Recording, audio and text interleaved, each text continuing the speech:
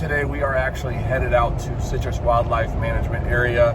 I know you guys have been seeing a lot of Tiffany's videos. She's not with us today. We replaced her with Jeep Lab Mom. So even though she hates being called Mom now, she's retired. But stay tuned, guys.